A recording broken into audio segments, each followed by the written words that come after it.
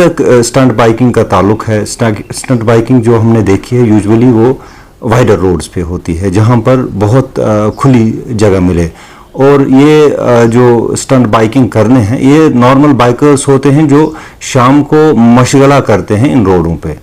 इस मशगले से ये बना है कि अब जो फिर वो रील डालते हैं, that has become a problem.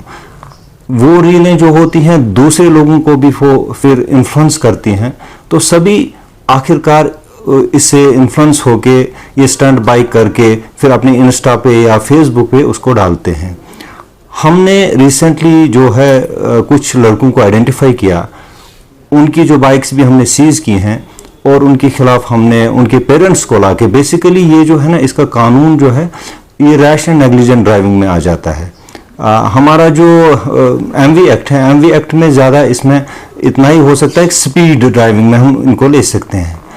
ये एक मशगरा जो है ना ये एक नई चीज़ नहीं है, ये बहुत सदियों से चली आ रही है। जब से बच्चों ने जो बाइक्स जो है मोटर बाइक एग्जिस्टेंस में आ गई, तब से जो जवान लोग हैं वो स्टंट्स करते रहे हैं।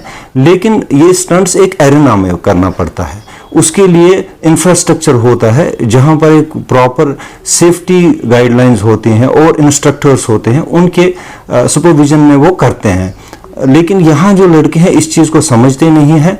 इनको हम असिस्ट कर लेंगे, हम उनको जगह भी प्रोवाइड कर लेंगे, उनके जो कोचेस होंगे उनको भी दे देंगे, let them do it. Adventure कोई बुरी बात नहीं है, लेकिन आम शाहराहों पे करना ये बुरी बात है।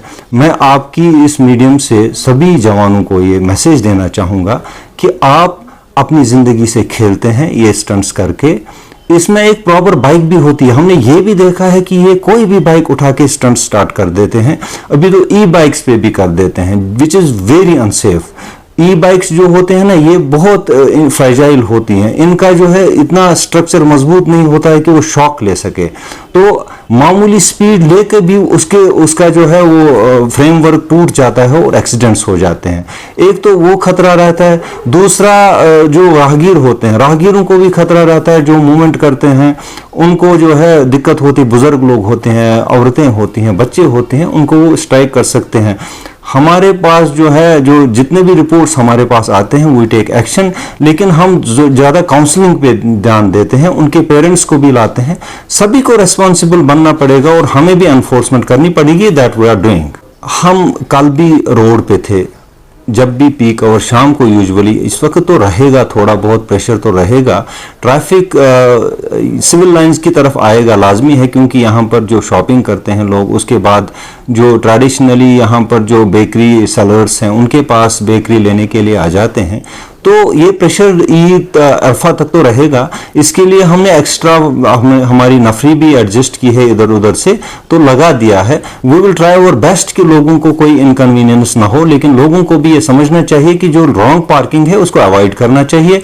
जहां भी पार्किंग स्लॉट से अपनी गाड़ी लगा के प्रॉपरली जो शॉपिंग करनी है वो करके आ जाएं, और प्रेफरेबली अगर थोड़ा चलें भी तो बेटर रहेगा।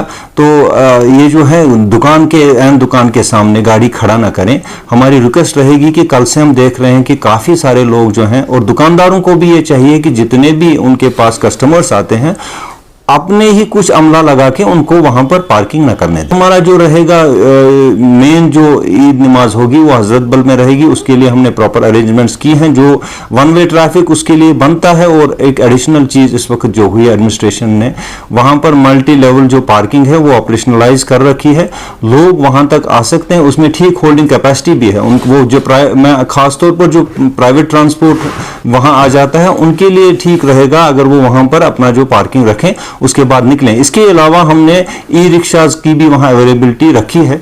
जो बुजुर्ग लोग होते हैं जो वहाँ से ज़्यादा देर नहीं चल सकते हैं, ज़्यादा दूर नहीं चल सकते हैं, उनके लिए हमने वो रखा है वहाँ पर प्रोविज़न ई रिक्शा का भी। तो लोग जो है उनको सारी फैसिलिटी हम प्रोवाइड कर रहे हैं। There will be no issues during the Eid. और ईद जो कुर्बानी के वक्त है, मैं यहाँ आपके मीडियम से, बहुत इंपॉर्टेंट बात है कि जब कुर्बानी का ये मीट बेचने जाते हैं, सभी जो लोग जो है अपनी बाइक्स, अपनी गाड़ियां इन लोग अपने बच्चों के हवाले कर देते हैं। वो ना करें। उससे क्या होता है कि एक्सीडेंट्स हो जाते हैं, ट्रैफिक कंजेशन होते हैं, बाकी चीज इश्यूज भी आ जाती हैं। उसको पेरेंट्स को देखना पड़ेगा, सोसाइटी को भी कंट्रीब्यूट करना पड़ेगा, और हम भी इस पर नजर रखेंगे, लोगों को कोई दिक्कत होने नहीं देंगे।